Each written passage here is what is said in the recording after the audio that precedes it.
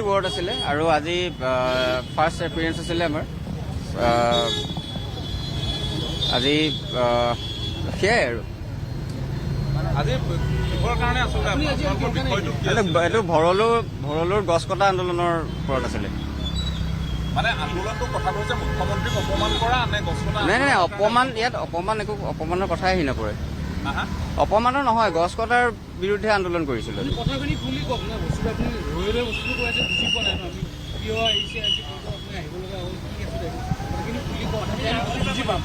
কথাখিনি আমি যেতিয়া দীঘলী পুখুৰীৰ পিছত ভৰলুত যেতিয়া গছ কটাৰ বিৰুদ্ধে আন্দোলন কৰিছিলো ছবি আঁকি, তো তাৰ বিৰুদ্ধে যেতিয়া প্ৰতিবাদ কৰিছিলো তাক লৈ পেলাই আমি আহিছিলো। আজি প্ৰথম আমি এবাৰ জেলত গৈছিলো, আপোনালোকে যিহেতু গম পায় অলৰেডি। এইটো আমাৰ ফাৰ্ষ্ট এপিয়াৰেঞ্চ আছিলে, সিমানেই।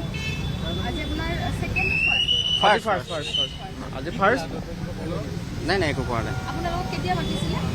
আকৌ নেক্সট কেতিয়া মাতিব আমি এইটো পিছত গম পাম।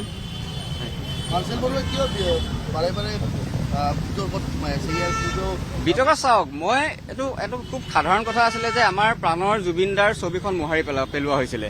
তো সেই ছবিখন মই আকৌ এবাৰ পুনৰ আঁকিবৰ কাৰণে ওলাই আহিছিলো। সেইটোক লৈ ইমান বিতৰ্কিত কিবা হ'বলগীয়া মোৰ মতে একো নাছিলেই।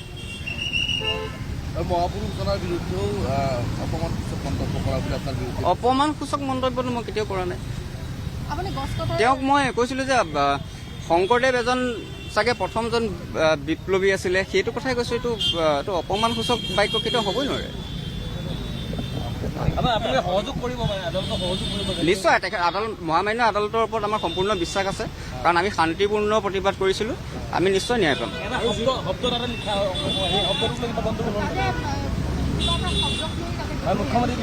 সেইখন সম্পূৰ্ণ এখন ছবি আছিলে। হয়, সেইটো তেনেকুৱা ধৰণৰ এইটো এটা চিম্বলিক শব্দ আছিলে। সেইটো এখন ছবি আছিলে আৰু সেই প্ৰতীকী এটা শব্দ আছিলে, সিমানে। জুবিনৰ ছবিখন মই সম্পূৰ্ণভাৱে আঁকিবলৈ নাপালোঁ, কাৰণ তাত অলপ ভিৰ হৈছিলে আৰু যথেষ্ট অলপ মানসিকভাৱে ভাগি আছিলোঁ। সেইকাৰণে সম্পূৰ্ণ কৰিব নোৱাৰিলোঁ। আগন্তুক দিনত নিশ্চয় এখন সম্পূৰ্ণ কৰিম, যিহেতু প্ৰাণৰ জুবিন গাৰ্গক আমি কেতিয়াও আধৰুৱাকৈ ৰাখিব নোৱাৰোঁ।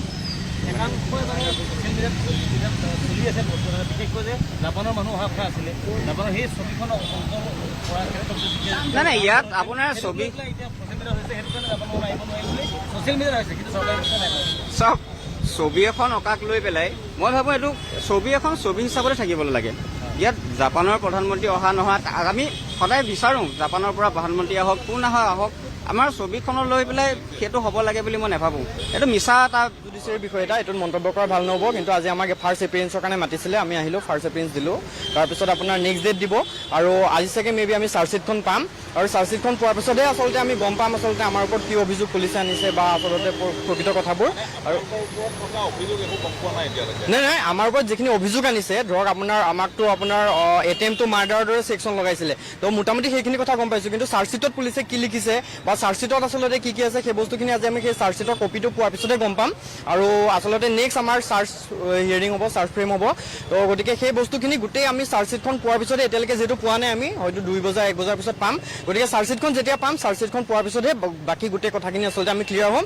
আৰু এইটো যিটো আমাৰ ওপৰত অভিযোগ অনা হৈছে, আচলতে এখন ছবিৰ কাৰণে হত্যাৰ অভিযোগ বা এখন ছবিৰ কাৰণে আচলতে public property damage, public property prevention act 1984 আপোনাৰ ছেকশ্যন আমাৰ ওপৰত লগোৱা হৈছিলে। গতিকে এই গোটেই বিষয়বস্তুবোৰ আচলতে আমি ভাবোঁ যে এইটো এটা ষড়যন্ত্ৰমূলকভাৱে আমাৰ এগেইনষ্টত কৰা হৈছে। তথাপিতো আমাৰ ন্যায় ব্যৱস্থাৰ ওপৰত আস্থা আছে, আৰু সেইকাৰণে আমি আজি আদালতে আহিছোঁ, আহিছোঁ আৰু নেক্সট যেতিয়াও মাতে আমি আহিম। কিন্তু কথাটো হ'ল যে কি, আমি আশাবাদী যে আমি ন্যায় পাম। মাৰ্চেল বৰুৱা, অনিন্দিতা দাস আৰু অংকুমান বৰদলৈ, এই তিনিজনৰ বিৰুদ্ধে ভৰলুমুখ থানাৰ গোচৰ নম্বৰ 200/2024 এটা গোচৰ ৰুজু হৈছিলে। আৰু তাৰ অধীনত মহামান্য আদালতত PRC পুলিচ ৰিপৰ্ট কেছ 165/2024 আজি ডেট আছিলে। তাত আচলতে কেইবাটাও ধৰা সন্নিৱিষ্ট হৈছিলে। আপোনাৰ ৰাজহুৱা শান্তি শৃংখলা ভংগৰ দৰে ঘটনা সংগত ধাৰা লগাইছিলে। তাৰপিছত আপোনাৰ পাব্লিক নিউচেঞ্চ, সামাজিক অশান্তি সৃষ্টি কৰা ধৰণৰ, তাৰপিছত অপমানজনক বক্তব্য, প্ৰভোকেটিভ আপোনাৰ স্পীচ, তাৰপিছত আপোনাৰ এই যি ব্ৰিচ অফ ট্ৰাষ্ট আৰু ক্ৰিমিনেল ইণ্টিমিডেশ্যন আৰু ৰায়ট কৰিবৰ কাৰণে 2টা সংঘ এনেকুৱা ধৰণৰ আচলতে 227, 224 তাৰপিছত 192, 353, 352 ভাৰতীয় ন্যায় সংহিতাৰ অধীনত কেইবাটাও গোচৰ ৰুজু কৰিছিলে। আজি মহামান্য আদালতত মহামান্য আপোনাৰ SDJMত আমাৰ 3জন অভিযুক্ত আচলতে উপস্থিত আছিলে। তেওঁলোকে নিজৰ এপিয়াৰেঞ্চ দিছিলে আৰু তাৰে 2জন মাৰ্চেল বৰুৱা আৰু অংকুমান বৰদলৈ তেখেতলোক যিহেতু পূৰ্বতে গোচৰত গ্ৰেপ্তাৰ হৈ জেল খাটিবলগীয়া হৈছিলে আৰু তেওঁলোকে তাতে জামিনত মুক্ত হৈছিলে। গতিকে তেওঁলোকৰ সেই জামিনৰ আধাৰতে তেওঁলোকক আচলতে আজি মহামান্য আদালতে তেওঁলোকক যাবলৈ দিছে। তেওঁলোকক আৰু অনিন্দিতা দাসে এণ্টিচিপেটৰী বেইলত আছিলে আৰু তেখেতক এগৰাকী অধিবক্তাৰ কাৰণে তেখেতক PR বণ্ডত আজি মহামান্য আদালতে যাবলৈ দিছে। আজি মহামান্য আদালতে এই গোচৰটো শুনানি লৈ আমাক কপি গোচৰটোৰ যিসমূহ কাগজ পত্ৰ সেইখিনি আচলতে আমাক দিয়াৰ কথা কৈছে। আজি আমাক সেইখিনি দিব। ইয়াৰ পৰৱৰ্তী ডেটত পৰৱৰ্তী তাৰিখত এই গোচৰটোৰ চাৰ্জ হিয়াৰিঙৰ কাৰণে ৰখা হৈছে। অভিযোগখিনিৰ ওপৰত শুনানি অনুষ্ঠিত হ'ব আৰু শুনানিৰ পাছতেই এই অভিযোগখিনি মহামান্য আদালতে নিৰ্ধাৰণ কৰিব যে এই যিসমূহ অভিযোগ আনিছে ভাৰতীয় ন্যায় সংহিতাৰ অধীনত এই অভিযোগসমূহ আচলতে আসামীৰ ক্ষেত্ৰত খাটে নে নাখাটে তাৰ ওপৰত শুনানি লৈ আদালত। দ্বিতীয় বিশ্বযুদ্ধত যেতিয়া জাপান বিধ্বস্ত হৈছিল, ভাৰতবৰ্ষই স্বাধীনতাৰ উন্মাদনাত গোটেই ভাৰতবৰ্ষৰ জনতাই উলহ মালহত আছিল আৰু জাপানৰ 2খন মহানগৰ হিৰোশ্বিমা আৰু নাগাচাকি আমেৰিকাই এটম বোমেদি উৰুৱাই দিছিল। কিন্তু 30 বছৰলৈকে জাপানত সেই চহৰ দুখনৰ লগতে বিভিন্ন চহৰত গছ গছনি পৰ্যন্ত গজা নাছিল, মানুহবিলাক পংগু হৈ আছিল। সেই জাপানীসকলৰ যিটো দেশপ্ৰেম, সেই দেশপ্ৰেম তেওঁলোকে জাতিক ভাল পোৱা, দেশক ভাল পোৱা এনেকৈ উদ্যমেৰে লাগি গ'ল যে আজি পৃথিৱীৰ এক মহাশক্তিলৈ পৰিণত হৈছে জাপান। আৰু সেই জাপানৰ টেকন'লজিৰ বিষয়ে অসম তথা ভাৰতবৰ্ষ তথা পৃথিৱীৰ সকলোৱে জানে। অসমতো জাপানে নৰ্থ ইষ্টত বিভিন্ন বিনিয়োগ কৰা বিদেশী দেশৰ ভিতৰত জাপান 1 নম্বৰ। জাপানে হায়েষ্ট বিনিয়োগ কৰিছে নৰ্থ ইষ্টত। অসমতো যদি চাওঁ, স্বাধীনতাৰ 78 বছৰলৈকে গুৱাহাটীৰ মাজেৰে ব্ৰহ্মপুত্ৰ নদী বৈ গৈছে, কিন্তু আমি মহানগৰীবাসীক খোৱা পানী দিব পৰা নাই। কি দুৰ্ভাগ্যৰ কথা। মৰুভূমিতো খোৱা পানী পায়। আজি গুজৰাটৰ মৰুভূমিতো খোৱা পানী পাইছে, আহমেদাবাদত খোৱা পানীৰ অভাৱ হোৱা নাই। কিন্তু অসমৰ মানুহে গুৱাহাটীত খোৱা পানীৰ কাৰণে হাহাকাৰ কৰিব লগা অৱস্থা। আমি সহায় ল'ব লগা হ'ল জাপানে জাইকা প্ৰজেক্টত 1700 কোটি টকা ইনভেষ্ট কৰিলে। এতিয়াও কাম চলি আছে। গুৱাহাটীৰ কিছু অংশত জাইকাৰ পানী পাবলৈ সক্ষম হৈছে আৰু 2টা বছৰৰ ভিতৰত 2028 চনৰ মাৰ্চৰ ভিতৰত সমগ্ৰ গুৱাহাটীবাসীয়ে জাইকাৰ পানী পাব বুলি ইতিমধ্যে চৰকাৰীভাৱে ঘোষণা কৰা হৈছে। এতিয়া মূল কথা হ'ল সেই জাপান যেতিয়া ছেমি কণ্ডাক্টৰ প্ৰজেক্ট অসম চৰকাৰৰ অনুৰোধত প্ৰধানমন্ত্ৰী ডাঙৰীয়াৰ অনুগ্ৰহত আমি যেতিয়া টাটাৰ লগত অসম চৰকাৰে মিলি ছেমি কণ্ডাক্টৰ প্ৰজেক্ট আৰম্ভ কৰাৰ সিদ্ধান্ত লৈছিল, তাৰপিছত তাৰ স্কিলৰ কাৰণে যেতিয়া সেই ছেমি কণ্ডাক্টৰ প্ৰজেক্টত কাম কৰাৰ কাৰণে অসমৰ বহু যুৱক জাপানলৈ ইতিমধ্যে গৈছে বা জাপানৰো বহু টীম ইয়াত আহিছে। জাপানৰ এম্বেচাডৰগৰাকীয়ে প্ৰায় এবছৰ ধৰি অসমৰ বিভিন্ন প্ৰান্তত ঘূৰিছে। আটাইতকৈ আচৰিত কথা, তেখেতে চৰকাৰী কাৰ্যালয়ত যোৱাৰ উপৰিও অসমৰ বিভিন্ন উদ্যোগত যোৱাৰ উপৰিও বিজেপি আৰু কংগ্ৰেছ দলৰ কাৰ্যালয়লৈ গৈছে জাপানৰ ৰাষ্ট্ৰদূত এম্বেচাডৰগৰাকীয়ে। আমাৰ বিজেপি কাৰ্যালয়ত গৈ মুখপাত্ৰসকলৰ লগত কথা পাতিছে, পৰিস্থিতি জানিব বিচাৰিছে, অসমৰ বিষয়ে জানিব বিচাৰিছে, অসমৰ বুৰঞ্জীৰ বিষয়ে জানিব বিচাৰিছে, ইভেন চুকাফা কেনেকৈ আহিছিল, কোন পথেৰে আহিছিল, সেই কথাবিলাকো প্ৰশ্ন কৰিছিল। ঠিক একে কথাই কংগ্ৰেছ দলৰ লগতো তেওঁলোক ভৱনত গৈ কংগ্ৰেছ দলৰ মুখপাত্ৰসকলৰ লগত বা বিষয়ববীয়াসকলৰ লগতো কথা পাতি অসমৰ গোটেই পৰিৱেশটো জানিব বিচাৰিছিল। তেওঁলোকৰ এক সদিচ্ছা আছিল অসমত কাম কৰাক, অসমত ইনভেষ্ট কৰাৰ। আৰু এই অসমত ইনভেষ্ট কৰাৰ মূল কাৰণটো হ'ল আমি আজিৰ পৰা 10 বছৰ আগতে 15 বছৰ আগতে আমি গুৱাহাটীক গেটৱে অফ নৰ্থ ইষ্ট বুলি আমি লিখিছিলোঁ। টুৰিজিমৰ যিবিলাক গাইড বুক আছে তাতো আপুনি 10 বছৰ আগৰ গাইড বুকত পাব gateway of north east Guwahati. কিন্তু মোদী ডাঙৰীয়াই শাসনভাৰ লোৱাৰ পিছত ক'লে নহয়, Guwahati is the gateway of south east Asia.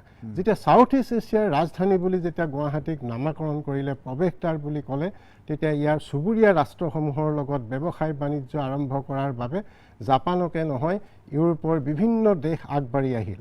আৰু যিবিলাক নিষেধাজ্ঞা আছিল ইয়াত টুৰিষ্ট অহাৰ ক্ষেত্ৰত বিভিন্ন ইউৰোপীয়ান কাণ্ট্ৰিয়ে হওক বিভিন্ন দেশৰ, সেই নিষেধাজ্ঞাসমূহ ইতিমধ্যে প্ৰত্যাহাৰ কৰিছে আমেৰিকা আৰু কানাডাৰ বাহিৰে সকলো দেশে। এই প্ৰত্যাহাৰ কৰাৰ পৰাই আমি এটা কথা অনুভৱ কৰোঁ যে ভাৰত কেৱল জাপানেই নহয় বিভিন্ন দেশ অসমৰ প্ৰতি দৃষ্টি নিবদ্ধ হৈছে অসমৰ জলবায়ু অসমৰ কৃষি সকলোৰে প্ৰতি আৰু জাপানে ইয়াত ইনভেষ্ট কৰিবলৈ আহিছিল এটা 50জনীয়া দল লৈ অহাৰ কথা আছিল ইতিমধ্যে আপুনি গুগলত চাৰ্চ কৰিলেও পাব ইয়াত অহা কথা আছিল 50জনীয়া এটি বিভিন্ন কোম্পানীৰ CEO লৈ বা মই সকলোৰে নাম ইয়াত হয়তো ক'ব নোৱাৰোঁ মিৎসুবিছি বা টয়টা এনেকুৱা ধৰণৰ কেইবাটাও ডাঙৰ কোম্পানী আৰু অহা হ'লে আমি কি পালোহেঁতেন এতিয়া যি সেমিকণ্ডাক্টৰ প্ৰজেক্ট হৈছে আমাৰ ইয়াত উদ্যোগৰ যথেষ্ট সম্ভাৱনা আছে কথাটো হ'ল তেওঁলোকতো আহিব আকৌ নহয় মোৰতো ক'ব দিয়ক গতিকে এই কথাখিনি চলি আছিল আমি এতিয়া আপুনি যিটো কৈছে যে এখন ছবিক লৈ নাহে নেকি সেইটো নহয় এইটো এটা কাৰণহে সেইটো মূল কাৰণ নহয় আমি যদি পুৰণা ইতিহাসটো চাওঁ 2019ত কিয় নাহিল আন্দোলনৰ এক প্ৰকোপ আছিল যাৰ বাবে পৰিস্থিতি বেয়া আছিল তাৰ বাবে এই বিষয়টোত তল পৰিছিল বা নাহিল কিন্তু এইবাৰ যেতিয়া আহিবলৈ ওলাইছিল আজি চাব আহিব ওলোৱাৰ লগে লগে বিভিন্ন বিৰোধী দলে এটা প্ৰশ্ন কৰা আৰম্ভ কৰিলে জাপানৰ প্ৰধানমন্ত্ৰী আহিব গুৱাহাটীখন চাফ চিকুণ কৰিব গৈছে গছ গছনি অমুকত ৰৈছে এটা নিগেটিভ প্ৰচাৰ যাতে গোটেই নেতিবাচক প্ৰচাৰ এটা ভৰাই তুলিলে এতিয়া যেতিয়া নহা হ'ল তেওঁলোক ইমান আগবাঢ়ি গ'ল জাপানৰ প্ৰধানমন্ত্ৰী অহা হ'লে ভাল আছিল অসমত অমুক আমিও বিচাৰিছিলোঁ এইটো কালিৰ পৰা আকৌ তেওঁলোকে উল্টা আৰম্ভ হ'ল এই কথাবিলাকে কি হৈছে গতিকে এইবিলাক চাব ইয়াত নেতিবাচক কথাই কিছুমান মানুহে সদায় নেতিবাচক দিশত চলাৰ বাবে অসমৰ উন্নয়ন স্থবিৰ হৈ গৈছিল কাম কৰা ইচ্ছা অসমৰ বহু মুখ্যমন্ত্ৰীৰ আছিল কিন্তু এই নেতিবাচক চৰ্চাবিলাকৰ কাৰণে পিছ পৰিছিল কিন্তু মাননীয় ডক্টৰ এইবাৰো নেতিবাচক চৰ্চা বা এই নেতিবাচক এটা অন্যতম কাৰণ নেতিবাচক চৰ্চাসমূহ কথা বতৰাসমূহ অন্যতম কাৰণ আৰু 18 জুনৰ যিটো এটা পৰিৱেশ হ'ল কাৰণ অসমত জাপানৰ ডেলিগেটছ আছিল ছবিখন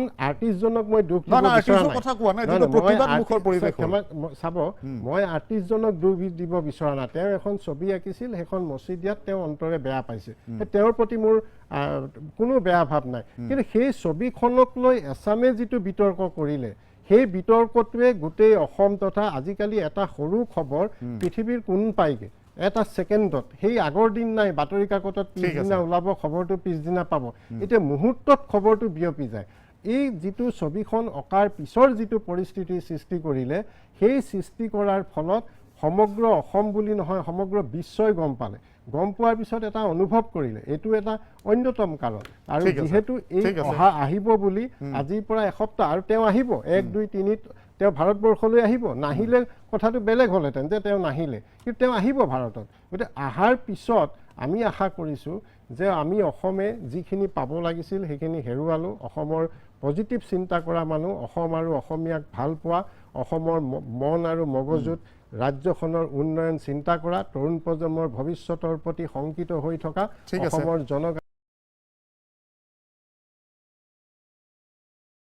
আজি ডিবেটটো আমি যেটো কাৰণে কৰিছো 2-4টা প্ৰশ্নত ডিবেট শেষ হৈ যাব পাছৰ সময়খিনি নালাগিব এতিয়া কথাটো হ'ল আমি দেখিছো বিজেপিৰ বিভিন্ন লোকসকলে স্পেশালি মন্ত্ৰী এমএলএ আৰু আমাৰ ইয়াত বহি থকা অমল পাটোৱাৰী ডাঙৰীয়াও ইনডিৰেক্টলি আমাক এটো বুজাই দিছে বা জনাই দিছে আৰু ডাইৰেক্টলিও জনাই দিছে যে আমাৰ যিখন গণেশগুৰিত মাৰ্শেল বৰুৱাই জুবিনদাৰ ফটোখন আঁকিলে তাৰ কাৰণে যেটো যানজট হ'ল হে যানজটৰ কাৰণে জাপানৰ প্ৰধানমন্ত্ৰী অসমলৈ অহাৰ কথা আছিল কিন্তু নাহিলে এতিয়া 1 নম্বৰ কথা এওঁলোকে মুখ্যমন্ত্ৰীতকৈ বেছিকৈ জানে সাগে 2 নম্বৰ কথা এওঁলোকে জাপানৰ প্ৰধানমন্ত্ৰীয়ে বিভিন্ন পেপাৰে পত্ৰই কাগজত আমি দেখি আছো তেখেতৰ সময় নাই তেখেতৰ নিৰ্দিষ্ট সময়সূচী লৈ পেলাই আহিছে তেখেতেলোকে ইয়ালৈকে ভ্ৰমণ কৰিব নোৱাৰে তেখেতলোকৰ স্পষ্ট বাৰ্তা দিছে স্পেশালি যদি আজি বিজেপিৰ মুখপাত্ৰ ডাঙৰীয়া বহি আছে বা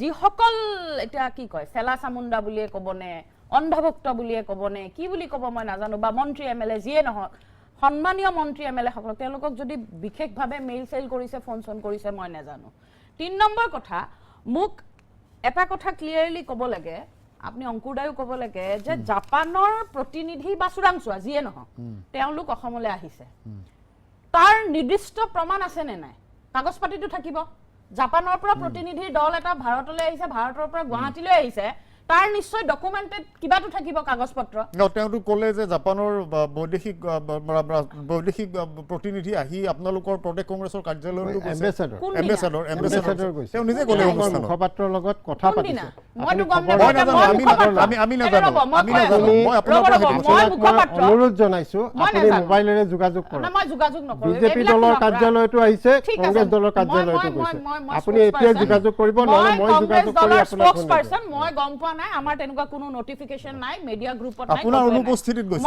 মই মোৰ অনুপস্থিতি আপুনি এতিয়া খবৰ কৰিব দুই নম্বৰ এই কথা টকছতে খবৰ মই গম নাপাওঁ সেইকাৰণে কৈছো যে প্ৰতিনিধি দল যদি অসমলৈ গুৱাহাটীলৈ আহিছে বহি থাকোতে আপুনি কমলদা এইবিলাক বেছি ডিবেট কৰিলে নাই মই কৈছো টপিক ডিবেটটো দুই চাৰিটা কথা শেষ হৈ যাব প্ৰতিনিধিৰ দল যদি গুৱাহাটীলৈ আহিছে ডকুমেন্টেড কাগজ পাতি থাকিব যে জাপানৰ প্ৰতিনিধি বা চুৰাংচোৱা যিয়ে নহওক গুৱাহাটীলৈ আহিছে ইয়াৰ এখন ডকুমেন্টেড কাগজ থাকিব সেই কাগজখন ক'ত এতিয়ালৈকে কিয় নাই দেখা দুই নম্বৰ কথা ইয়াতে নিশ্চয় কোনবা হোটেলত আছে ক'ৰবাত বহিছে ক'ৰবাত তেওঁলোকৰ কাৰণেতো স্পেচিফিকেলি থাকিব নহয় জেগা প্ৰটেকশ্যন থকা কিবা তাৰো ডকুমেন্টেশন আছে সেই কাগজবোৰ ক'ত এতিয়ালৈকেতো আমি একো কাগজ নাই দেখা 3 নম্বৰ কথা দা হিন্দু টাইমছ অফ ইণ্ডিয়া ডাঙৰ ডাঙৰ নেশ্যনেল চেনেল সকলোবিলাক আৰু জাপানৰ মানে আমি টুইটাৰত দেখিছো এক্স হেণ্ডেলত দেখিছো জাপানৰ প্ৰধানমন্ত্ৰী সময় নাই তেওঁ আহিছে নিৰ্দিষ্ট কাম কেইটাৰ কাৰণে দিল্লীলৈ আহিছে ইয়ালৈ নাহে আহিলে আমিও ভাল পালোহেঁতেন সকলোৱে ভাল পালেহেঁতেন বিনিয়োগ হয় বা বেলেগ হয় যি হয় জাপানৰ প্ৰধানমন্ত্ৰী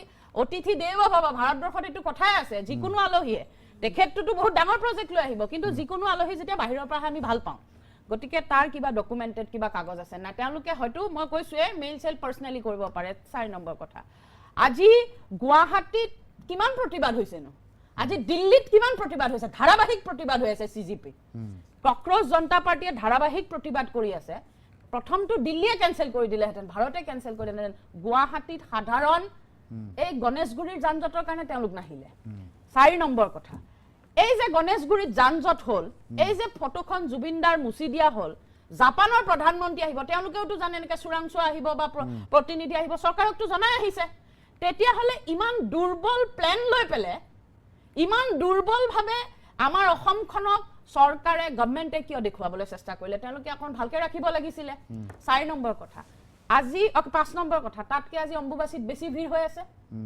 অমল নাৰায়ণ ডাঙৰীয়া এটা কথা কৈছে যে আজি আমাৰ গণেশগুৰিৰ সেই জামখিনি আজিকালি ইন্টাৰনেটৰ যুগ সবে গুটেই বিশ্বই দেখা পায় জাপানে গম পাবই তেওঁলোক টেকনলজিত ইমান এক্সপাৰ্ট তেতিয়া হলে মোক এটু কথা ক যে আমাৰ ইয়াত যে এই ককাললৈকে ডিৱাই সন্মুখত গণেশগুৰিত আজিকালিতো হাইৱেটো বাদ নপৰে লখৰা বেলতল আপুনি ক'ত নকব আজি মালিগাঁও গণেশগুৰি হাতীগাঁও ওয়্যাৰলেছ বেলতলা গুটে হাইৱেটো এক্সেল কেয়াৰৰ সন্মুখত কমখন পানী হয়নে সেইবোৰ কি জাপানে দেখা নাই সেইবিলাক তেওঁলোকক ইনফৰমেশন দিয়া নাই এই হিদিনা যে বৰষুণ এজাক আহিলে আজি দুদিন আগত খুব বৰষুণ আহিলে তাতে অম্বুবাসী চলি আছে প্ৰাকৃতিক নিয়ম যে অম্বুবাসীৰ সময়ত বৰষুণ আহে সেইবিলাক কথা লৈ পেলে যদি জাপানৰ প্ৰধানমন্ত্ৰী অহা কথা আছিল নাহিলে তেতিয়া হলে হেতু কাৰ ফেইলিয়াৰ আমাৰ ফেইলিয়াৰ নে বেলেগৰ নে এনেকুৱা হল যে জাপানৰ প্ৰধানমন্ত্ৰী অসমলৈ আহিব বিচাৰিছিলে নে নাই বিচাৰ তেনেকুৱা কিবা এটা কথা চলি আছিল কিন্তু আমাৰ মানুহবিলাকে এতিয়া নতুন শব্দ এটাও শুনিলো আগতে শুনিছিল পাকিস্তানী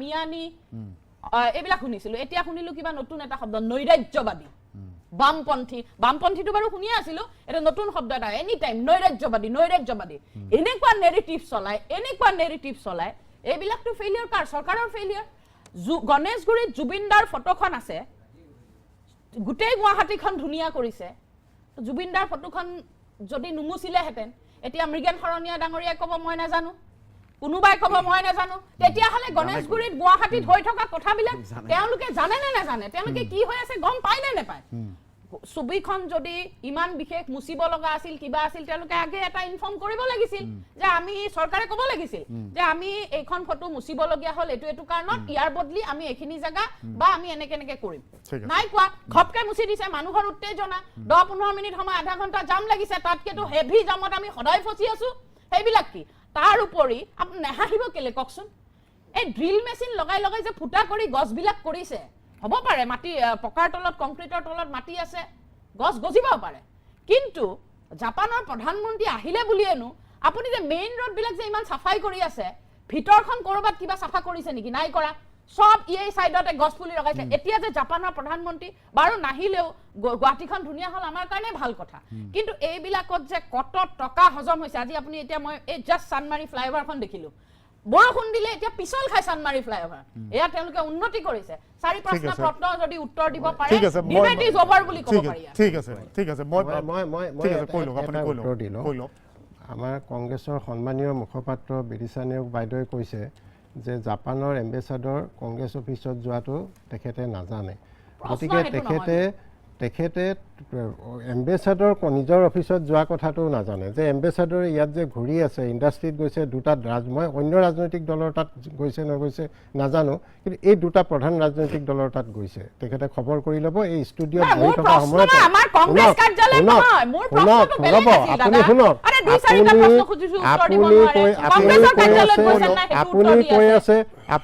আপুনি যিখিনি কথা কৈ আছে যে জাপান ইয়াত অহাৰ কথা নাছিল আপুনি গুগলত ৰ'ব আপুনি মই অন্যতম কাৰণ বুলি কৈছো প্ৰধান কাৰণ শব্দটো কোৱা নাই অন্যতম আৰু প্ৰধান আপুনি অসমীয়া ভাষা জানে এগৰাকী অসমীয়া মহিলা গতিকে আপুনি অন্যতম আৰু প্ৰধান দুটাৰ মাজত চাই ল'ব ঠিক আছে মই ছবি অঁকা শিল্পীগৰাকীক দুখ দিয়া নাই মই দুখ দিছোঁ সেই ছবিখনক লৈ যিয়ে ৰাজনীতি কৰিছে সেইগৰাকীকহে মই দুখ দিছোঁ মই শিল্পীগৰাকীৰ প্ৰতি মোৰ শ্ৰদ্ধা নিজে অঁকা ছবি এখন ৰচাব কোনেও নিবিচাৰে এগৰাকী কিন্তু সেই বুলি বিজেপিৰ এনেকুৱা গঠন কৰি উঠাই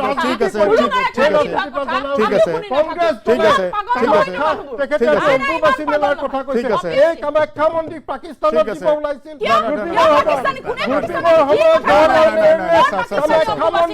পাকিস্তানত দিব ওলাইছিল একমাত্ৰ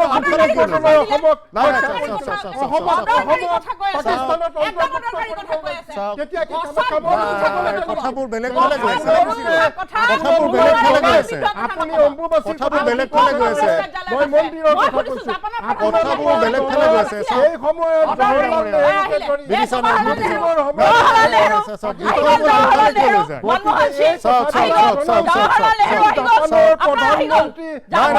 আহিব বুলি বিষয়টো আনফালে নাযাব দুইগৰাকীকে অনুৰোধ কৰিছো দুইগৰাকীকে অনুৰোধ কৰিছো নাই নাই বিষয়টো আনফালে লৈ নাযাব আজি নহয় ডিবেট কৰিছো ঠিক আছে অলপ আগতে কৈছে যে জাপানৰ প্ৰধানমন্ত্ৰী অহা কথা নাছিল আপুনি গুগলত চাৰ্চ কৰক আজি এসপ্তাহ আগৰ আপুনি চাওক এতিয়া চাওক এইখন কাগজ এইখন গুগলৰ পৰা প্ৰিণ্ট দিয়া গতিকে এই কথাবিলাক নজনাকে অসমৰ জনতাই জানে আজি অসমৰ প্ৰত্যেকজন সচেতন মানুহে এই গোটেই বিষয়বিলাক নীৰৱ দৃষ্টিৰে চাই আছে গতিকে আমি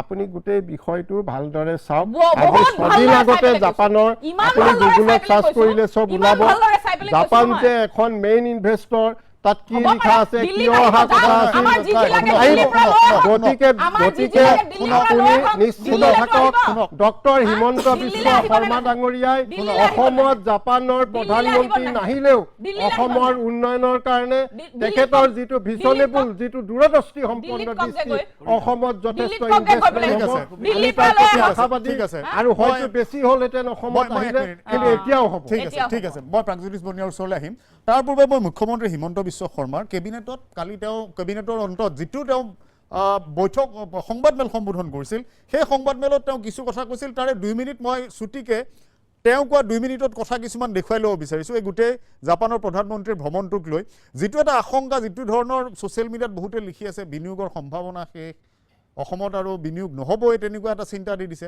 মুখ্যমন্ত্ৰীয়ে কি কৈছে চাই লওঁ আহক সেই কাৰণত এইবাৰ অসমলৈ জাপানৰ প্ৰধানমন্ত্ৰী নাহিব তাৰ পৰিৱৰ্তে জাপানৰ প্ৰধানমন্ত্ৰীৰ যিটো ভ্ৰমণ সেইটো নতুন দিল্লীতে আবদ্ধ থাকিব প্ৰধানমন্ত্ৰীৰ ভ্ৰমণটো এইবাৰ অসমত নহ'ব কাৰণটো তেওঁ আমাক জনোৱা নাই গতিকে কাৰণখিনি আমি নিজে উলিয়াই ল'ব লাগিব যিহেতু তেওঁলোকক কাৰণ সোধাটো প্ৰটোকলত নপৰে যে যিহেতু ইয়াত জাপানৰ কথা জড়িত আছে ভাৰতৰ কথা জড়িত আছে তেওঁলোকক আমি কাৰণ নিশ্চিতভাৱে সুধিব নোৱাৰোঁ কিন্তু আজিৰ মুহূৰ্তত কথা এইটোৱে যে ভাৰত চৰকাৰৰ বৈদেশিক পৰিক্ৰমা সচিব বিক্ৰম মিস্ত্ৰী ডাঙৰীয়াই যোৱাকালি ৰাতি প্ৰায় 10:30 বজাত আমাৰ মুখ্য সচিবক জনাইছে যে এৰাব নোৱাৰা কাৰণত প্ৰধানমন্ত্ৰীৰ ভ্ৰমণ এতিয়া অসমলৈ নহ'ব,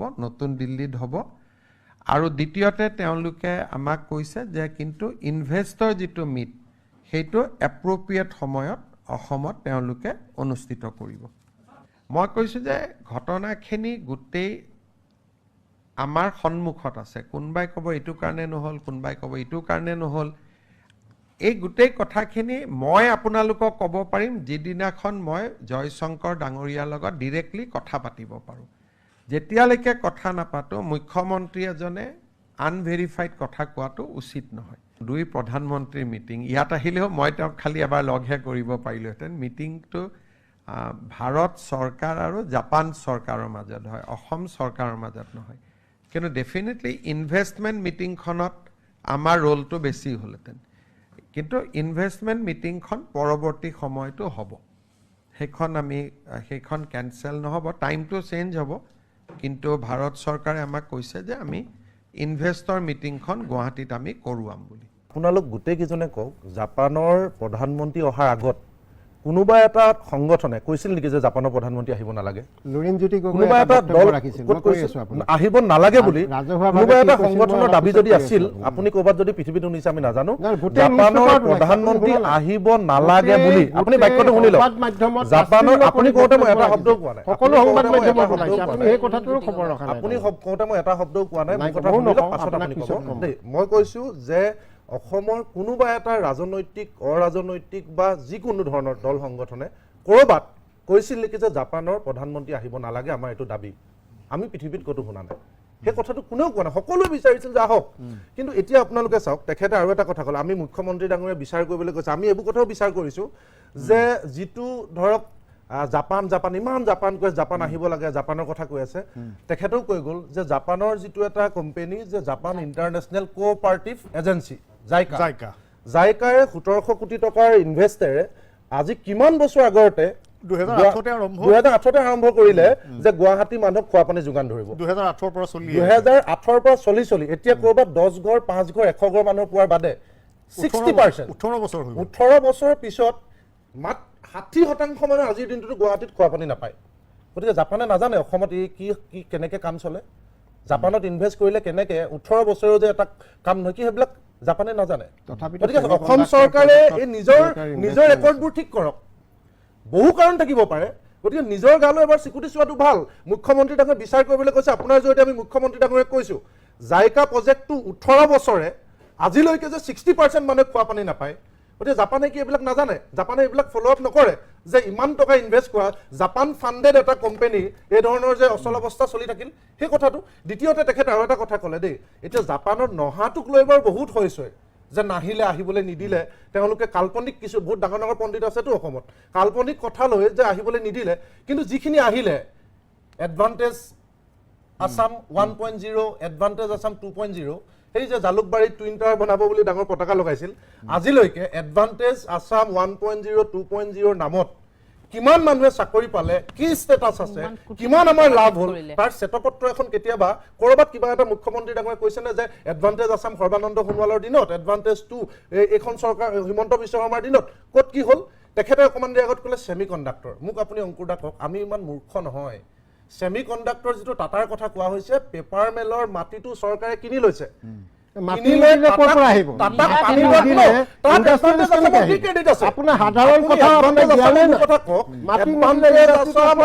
আগতেই এটা পেপাৰ মেলৰ পৰিত্যক্ত মাটিখিনি চৰকাৰে নিজৰ ধনেৰে, আপোনাৰ মোৰ টেক্সৰ ধনেৰে কিনি লৈছে।